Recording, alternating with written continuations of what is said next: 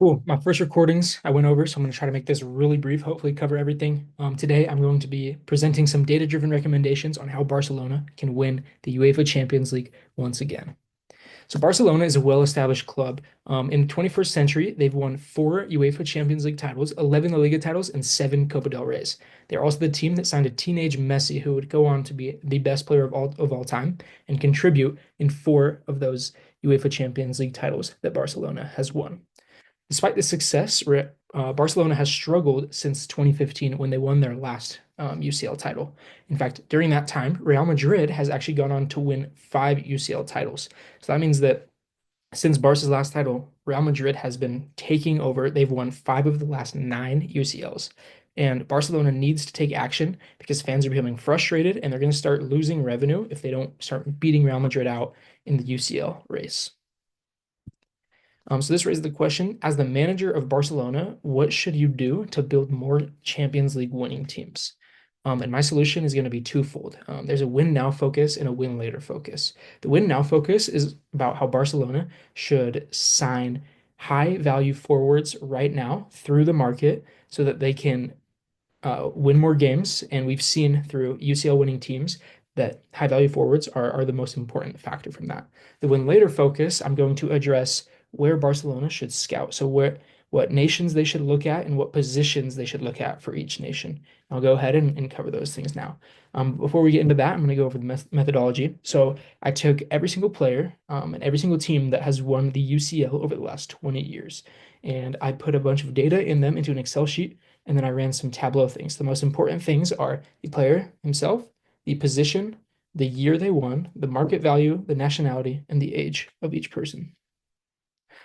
So top player markets, as you can see from this graphic right here, the top player markets are growing very fast. In 2005, when Liverpool won, their market value of their whole team was 92 million euros, but the Real Madrid team that won in 2024, their whole team was worth 705 million euros. So you can see there's a 6.6x increase from 2004 to 2024 in how much these teams need to be worth in order to actually win a UCL. And the bottom graph breaks it down by position. And you can see that since 2014, actually the last time that Barcelona won, since 2014, teams have continued to spend more on the forward position than any other position. And that data is even furthered right here, where you can see that the average market value by position forward is 61.4 million euros for forwards and 36.6 for midfield, and so on and so forth.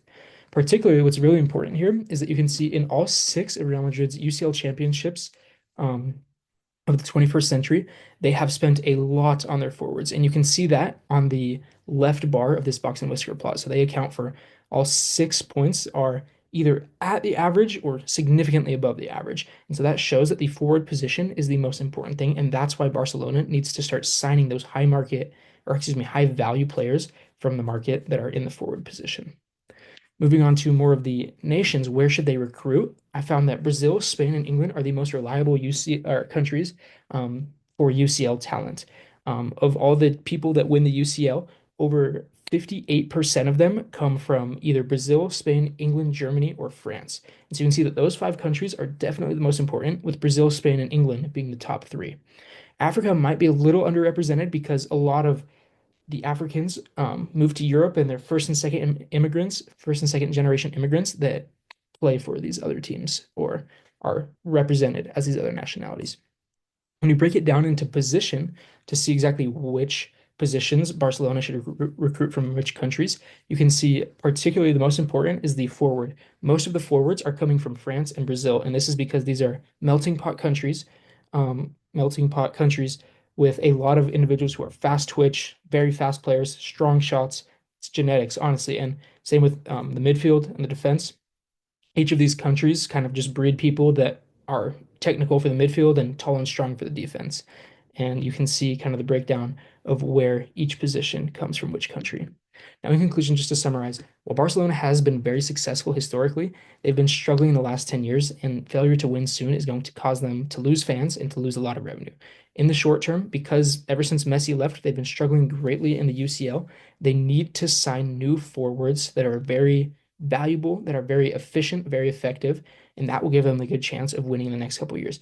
And in the long term, to win next 4, 5, 6, 7 years, Barcelona needs to use their academy, La Masia. It's known as the #1 academy in the world. And they need to take the scouts from La Masia and send them out to, particularly to Brazil and France, to acquire young forward talent. So these is people like Neymar from Brazil or people like Dembele from France. These are both forwards who come from each of those countries, and that's what Barca they need to start recruiting guys like those early on and developing them at a young age. And then also they can look at some of these other positions as well, the midfield and defense from Spain, Germany, England, Brazil, and so on, so that they can craft the best team and win another UCL. Awesome. Thank you.